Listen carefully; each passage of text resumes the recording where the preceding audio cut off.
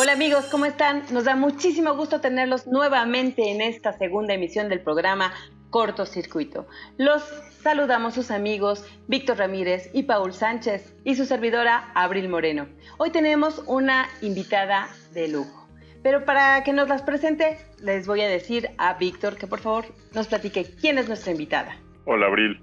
Pues bueno, nuestra invitada es Rosanetti Barrios. ¿Quién es ella? Es una mujer dedicada a las finanzas, pero especializada en el asunto energético. Ella además es una de las promotoras del grupo Voz Experta y es una persona que sabe muchísimo, pero además de eso, lo que busca Cortocircuito es explicar los temas energéticos de una forma que todo el mundo pueda entenderla y no solamente los especializados. Y ella podrá explicarnos muy claramente muchos conceptos que nosotros queremos que queden más o menos claros en el sector. Pero ¿qué le vamos a preguntar? Te pediría que empezaras tú. Claro que sí, Víctor. Pues yo tengo dos dudas que me gustaría que nos contestara Rosanetti. Una es si México puede ser un país competitivo en materia de producción petrolera, especialmente si nos comparamos con Estados Unidos y su sobreoferta o su revolución del shale. Y en segundo lugar, me gustaría saber también si, por ejemplo, esta política del presidente López Obrador de tener nuestra producción y ser autosuficientes, es decir, de refinar nosotros mismos nuestra propia producción petrolera, si sería viable, si es eficiente, si los costos serían rentables tanto para el Estado y serían propicios para nuestros bolsillos. Eso me gustaría mucho saberlo. Paul, ¿qué te gustaría a ti saber?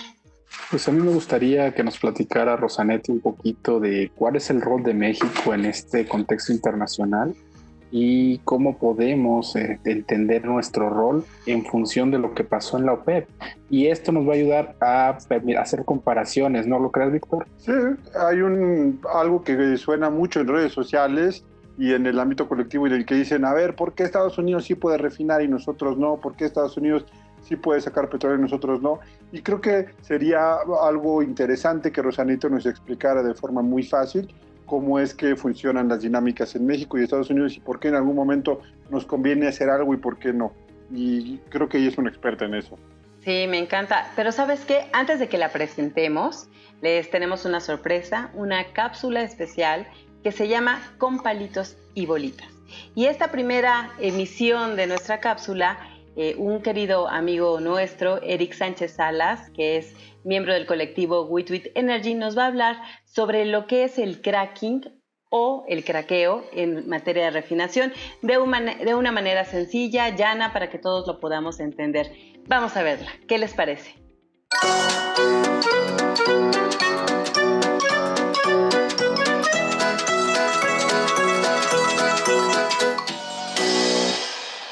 ¿Qué es craqueo? Craqueo en realidad se le llama a cualquier proceso químico a través del cual se busca romper un compuesto haciéndolo en otros más simples. Estrictamente hablando de la industria del petróleo, lo que tenemos es craquear el crudo, sobre todo utilizado en las refinerías como un proceso complejo de refinación para obtener derivados más simples. ¿Cuáles son los más utilizados en sistemas de refinación? Primero tenemos el más antiguo de ellos, el craqueo térmico, el cual utiliza temperatura para ir haciendo los destilados por columnas de craqueo, los cuales, como su nombre lo dice, se separarán de acuerdo a en este caso, por efecto de la temperatura, de acuerdo a su densidad, los distintos derivados. Después, el craqueo por vapor, lo que se hace, se integra vapor a muy altas temperaturas, superiores a los 500 grados, que ayudarán a romper las moléculas de los compuestos de hidrocarburos para obtener derivados específicos de esto. Hay que entender, y por eso lo digo de esta manera, cada método de craqueo nos ayudará o estará destinado para obtener más o menos de un derivado del petróleo en específico. Los más modernos y más utilizados actualmente son el craqueo catalítico, el cual utiliza, como su nombre lo dice, un catalizador, que es un compuesto químico que ayudará a facilitar la ruptura de las moléculas de hidrocarburo, o el hidrotreatment o hidrocraqueo, que lo que utiliza es gas de hidrógeno para romper las moléculas de petróleo.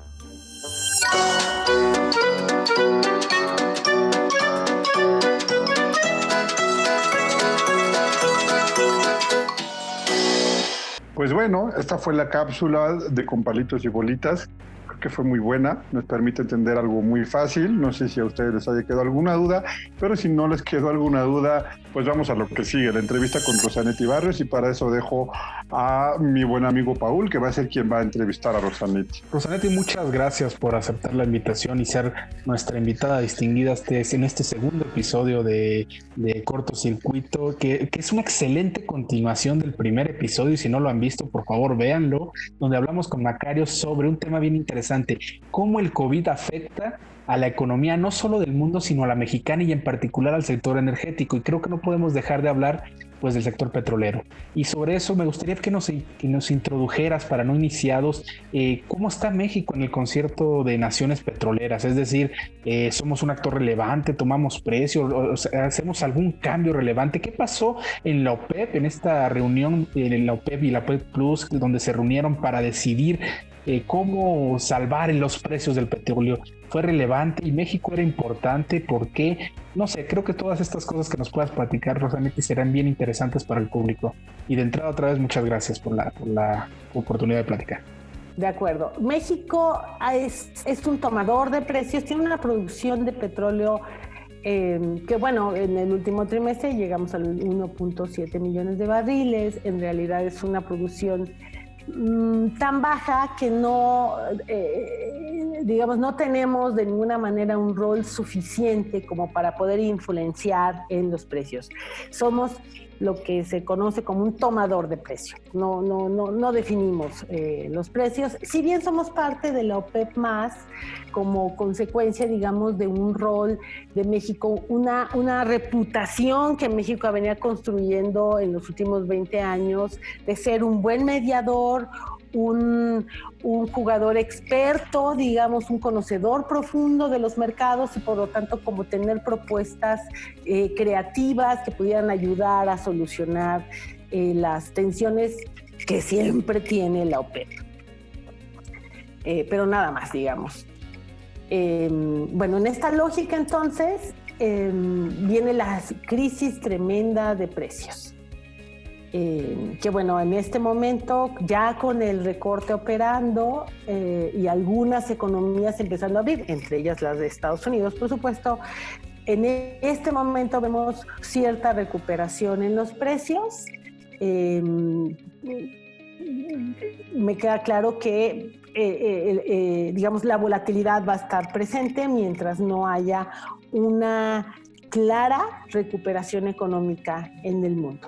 Bueno, ¿qué otro elemento tenemos entonces en la mesa, además de esta debilidad, digamos, de los precios del sector petróleo y gas? Lo que tenemos son inventarios muy altos, sobre todo de refinado, sobre todo de gasolina. La Energy Information Association, que es el área digamos, oficial de los Estados Unidos, que se dedica a estar dando información muy, muy robusta semanalmente sobre, digamos, todo el balance energético, deja muy claro que en este momento la utilización de sus almacenes, que son muchos privados y algunos tienen también reservas oficiales, se encuentran por arriba del 60% de su utilización. Tenemos inventarios altos en el mundo, sobre todo de gasolina y diésel. De hecho, sobre todo de gasolina. ¿Por qué? Pues porque las personas nos tuvimos que guardar, dejamos de utilizar el automóvil. Y este hecho, el que sobra, sobre todo gasolina, ha sido muy bien reflejado en los precios, digamos, de la gasolina, por un lado, sí, que han tenido bajas sustanciales, pero también en un indicador que es un diferencial que de alguna manera marca cuál sería en promedio, digamos, una ganancia que las refinerías tienen por hacer eso, por refinar. En inglés el término se llama crack spread, es el diferencial, insisto, por producir, digamos, la utilidad que quedaría después de refinar un barril de petróleo en función a un determinado rendimiento de gasolina, diésel y demás. Ese crack spread, que insisto, refleja de alguna manera la ganancia de una refinería, mostró una caída brutal en los últimos meses. Lo que refleja claramente es que refinar es una muy mala idea en este momento. Yo sé que la inversión en refinerías en proyectos de este tipo, pues no es una inversión que se haga para el corto plazo. Sin embargo, para el largo plazo, que esa es la lógica que impera en la decisión, hay que tomar en cuenta cuál es la expectativa, qué va a pasar en el mundo en materia de petrolíferos. Y aquí lo que les puedo decir es, antes de la pandemia, teníamos como planeta una enorme preocupación y unos esfuerzos muy concretos por parte de diferentes gobiernos para disminuir el uso de combustibles fósiles, como la gasolina y el diésel.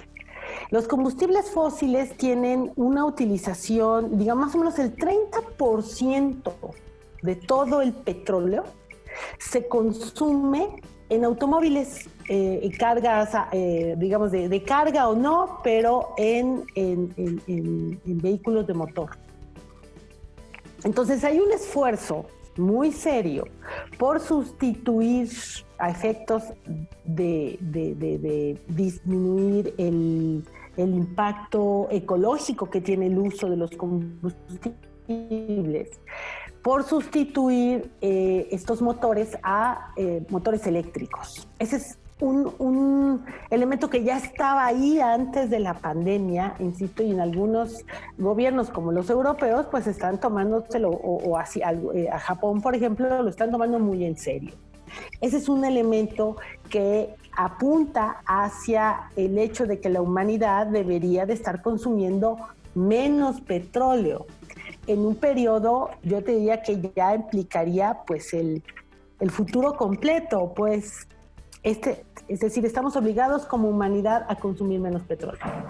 Por el lado de los automóviles está clara la oportunidad y por el lado de la generación eléctrica.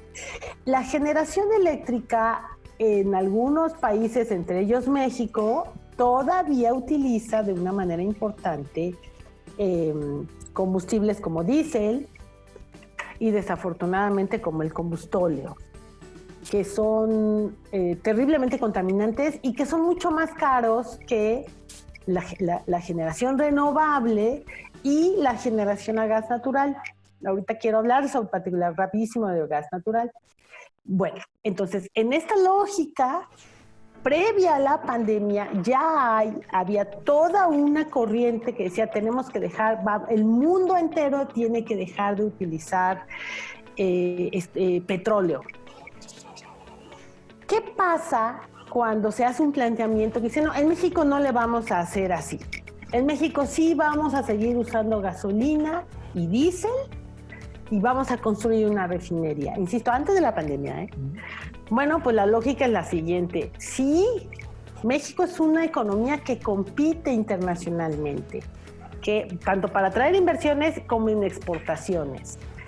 ¿Qué pasa si en otras economías similares sí se adoptan, como creo que va a ocurrir, medidas de transición energética y se deja de utilizar el petróleo y se sustituye por otra fuente de energía como es la eléctrica, que es más barata? México va a perder competitividad. Nuestros industriales que producen, voy a poner un ejemplo, autopartes, pues van a dejar de ser competitivos. Seguramente algunos otros países que sí tomen estas medidas, que van a producir el mismo producto con un menor costo de la energía, pues nos van a terminar sustituyendo. De ahí la importancia de que México no se salga de la conversación internacional en materia de disminución de los combustibles. Bueno, ¿qué pasa entonces con la pandemia? La pandemia trae a todos los gobiernos del mundo una preocupación muy seria por la dependencia del petróleo y la volatilidad que esto ocasiona, como lo acabamos de ver. Tenemos periodos de caídas que en este abril hubo ahí una situación muy particular con unos contratos futuros que llevaron a precios negativos. Pero también tenemos periodos de alzas importantes que generan distorsiones y problemas para todos los gobiernos. Ya sea que seas productor y que entonces si bajan los precios tienes un problema de déficit, o ya sea que seas un importador neto, que cuando suben los precios tienes un problema de presiones internas. Por lo tanto, mi opinión es que después de la pandemia va a haber un enorme número de gobiernos muy preocupados por terminar ya con esta dependencia del petróleo, acelerar la transición. No se puede acabar el uso del petróleo de un día para otro, eso es un hecho, pero sí se puede acelerar la transición. Tanto por efectos económicos como por efectos de impacto a la salud. Y hoy, a partir de esta pandemia, el tema salud pública sube al primer lugar de la preocupación de cualquier política pública. Por lo tanto, tenemos una suma de elementos serios, estructurales, que no se van a ir, aunque México quiera voltear para otro lado, que van a afectar el comportamiento de los precios del petróleo. Todo parece indicar que los precios seguirán o se mantendrán en niveles bajos. ¿Qué significa bajos? Algo entre 30 y 40 dólares. Y que se van a tomar medidas para acelerar la transición. Si los precios permanecen en estos niveles, hay un gran número de productores condenados a desaparecer. En Estados Unidos, la producción de shale oil y shale gas, de números muy redondos, se supone que no es rentable por debajo de entre 40 y 45 dólares. Esto implica que habrá seguramente una serie de productores pequeños que no puedan sobrevivir. Y esto me lleva necesariamente al reporte del primer trimestre de Petróleos Mexicanos, que acabamos de conocer la semana pasada. Pemex pertenece al grupo de productores eficientes y robustos que puede sobrevivir en estas nuevas condiciones que ya son estructurales para el sector. Les voy a dar estos elementos para que quien nos escuche lo responda. De acuerdo a este reporte que conocimos en la semana pasada del primer trimestre, que traía una pérdida gigantesca como consecuencia de un reconocimiento contable, una pérdida en cambios, yo quisiera detenerme en este hecho. En ese reporte, afortunadamente, pudimos conocer el estado de resultados de Pemex Exploración y Producción, que es la subsidiaria de Pemex que se dedica a explorar y producir petróleo. Con base en el número reportado por PEP, en su costo de ventas, ya sin depreciación, porque no es una partida que sea que implique una salida de efectivo, ya sin el efecto de la reversa en los activos, es decir, el costo puro de producir dividido entre el número de barriles que se produjeron en el trimestre, así de simple, yo no estoy inventando nada, tomando esos números, y Y lo que vemos es que el costo de producción de Pemex está sobre los $16. Así de bruto, sin nada más. Ahora vamos a sumarle los gastos de operación y el costo de la deuda, porque PEP es la subsidiaria que carga la mayor parte de la deuda. Bueno, pues este costo es de $33. Pemex PEP produce un barril de petróleo a $33, porque tiene que, digamos, insisto, pues así son los números reportados. Lo que le cuesta extraerlo, más lo que le cuesta pagar todos los gastos que tiene que pagar, más, dije $16, eso fueron $22 el costo. $22 el costo bruto, más gastos y deuda, $33. $33 cuesta sin pagar un peso de impuestos. Pemex reportó un pago de impuestos de $15 este primer trimestre. Entonces, la conclusión es, bueno, pues estamos por arriba de los 40. Rosanetti, sí. Y me quedé pensando ahorita que dijiste la estrategia en el libro Economía Moral que publica el presidente en tiempo récord. Dice combustibles baratos. ¿Existe tal cosa como combustibles baratos con una pérdida de más de $500 millones? Exactamente. Por eso me interesaba mucho compartir este número, que es el que reportó Pemex. Aquí no hay mi estimación, yo digo, mira, yo tengo aquí un modelo que se lo conozco yo. No, lo que PEP reportó es que le cuesta $33 sin un peso de impuestos, suponiendo que no pagara impuestos, cosa que resulta totalmente inaceptable, puesto que si nosotros ponemos el dinero para que produzca, algo nos tiene que regresar, si no, mejor que no produzca nada. Pero bueno, $33. A $33 sin impuestos, insisto, llega a la refinería. A ese costo lo tiene que reconocer la refinería. Y de ahí tenemos otro número mágico que nos dio a conocer Pemex la semana pasada, que es el margen variable de refinación. ¿Y qué nos dijo Pemex la semana pasada? Que perdió refinar $12 por cada barril. Eso nos dijo Pemex la semana pasada. Entonces tenemos $33 invertidos para producir un barril que después pierde 12 más. Esa es la realidad que yo no estoy inventando, está ahí en el reporte público. Esa es la realidad. De ahí sale un barril que trae números redondos. 40% de gasolina, 30% de diésel y casi el 30% de un producto de desecho que se llama combustible, que no tiene valor. Entonces, para aclarar algo, cuando el presidente dice vamos a refinar más para consumir todo lo que producimos, para producir todo lo que consumimos, cada barril no se convierte en un barril de gasolinas. No, absolutamente no.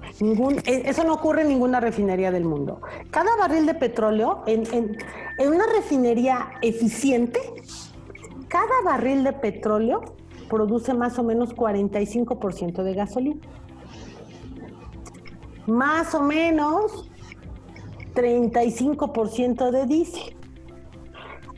Casi todo el diferencial está en otros destilados, y una refinería con la que competimos en Houston produce de combustóleo, porque sí produce combustóleo, produce el 1%.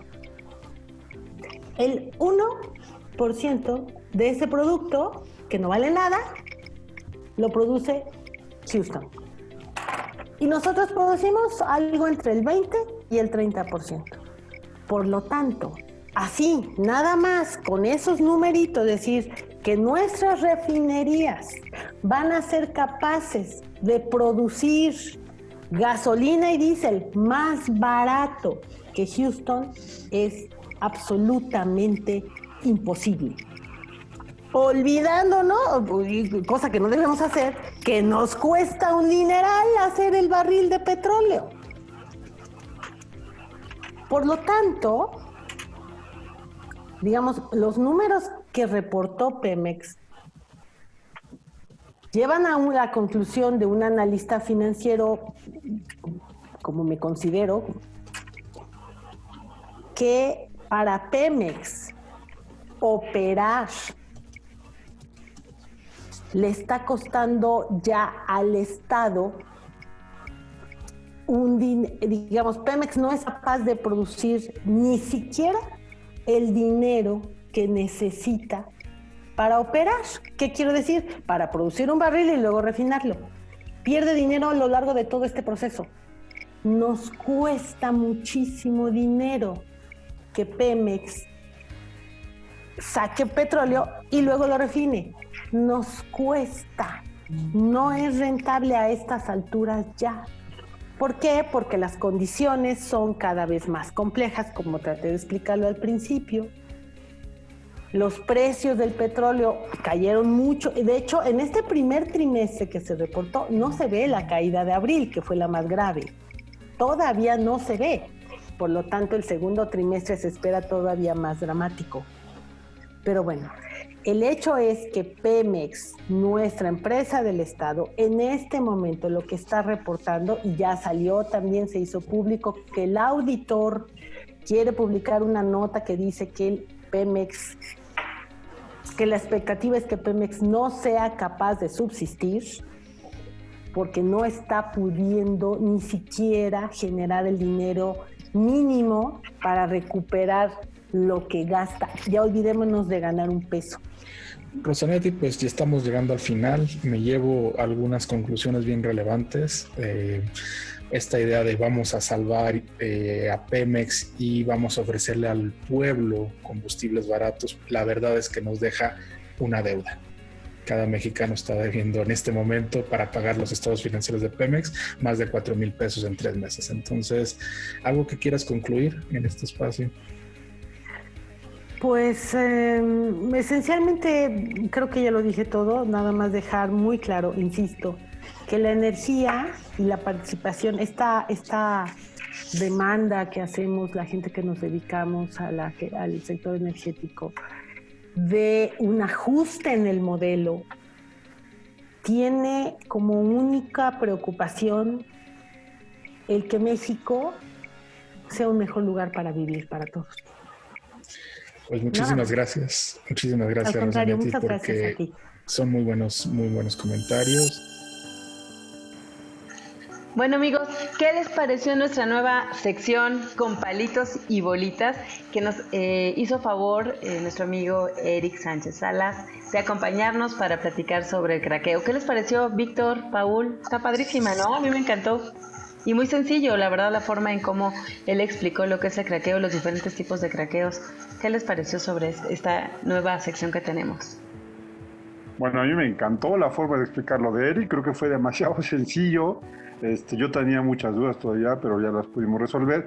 Y además después va en secuencia con lo que nos va explicando Rosanetti en la entrevista. Entonces, creo que nos abren un panorama de un punto de vista técnico, pero muy comprensible de la situación en la que estamos en México. Y yo creo que sí, debo decirlo, el petróleo no es el futuro de México, el petróleo externo tiene también futuro y tal vez no es el papel de México, y es lo que me deja claro Rosanetti con una visión muy técnica, no ideológica, y para mí eso vale oro.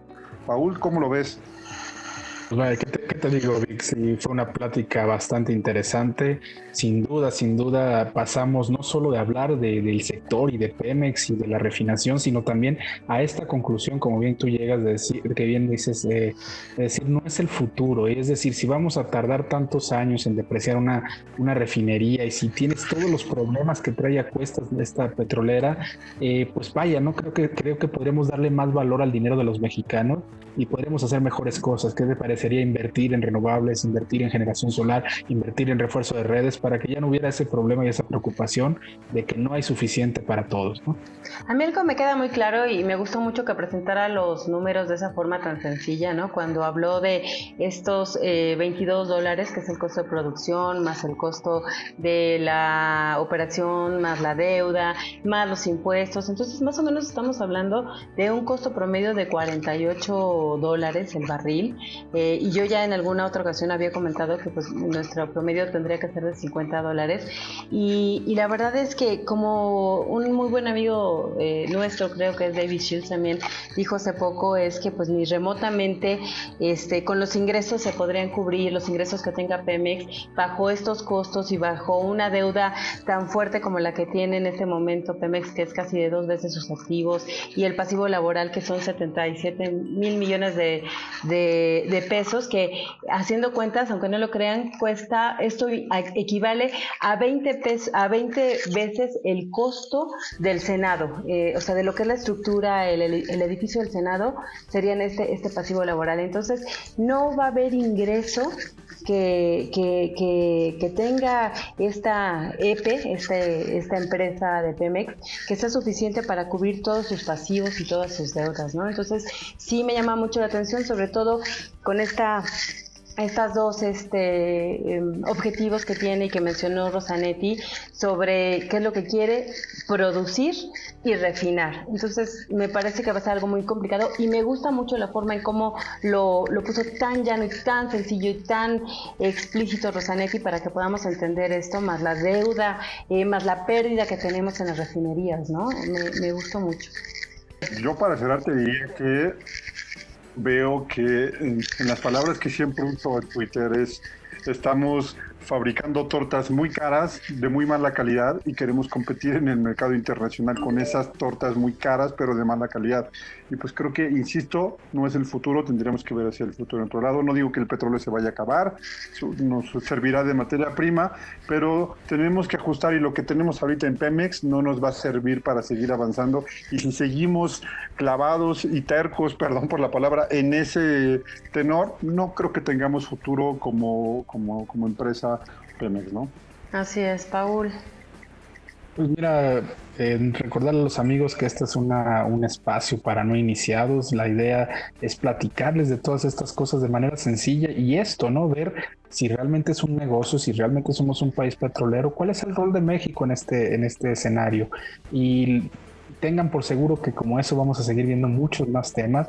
Y vaya, agradecerles a ustedes la oportunidad, porque fue muy, muy enriquecedora poder platicar con Rosanetti, y seguramente la siguiente semana, en la siguiente emisión, tendremos algo más interesante para enseñarles. Pues muchas gracias, Víctor, muchas gracias, Paul, muchas gracias, Rosanetti, y muchas gracias, Eric Sánchez Salas, por acompañarnos en nuestra segunda emisión de Cortocircuito. Gracias y que estén muy bien. Suscríbanse. Gracias.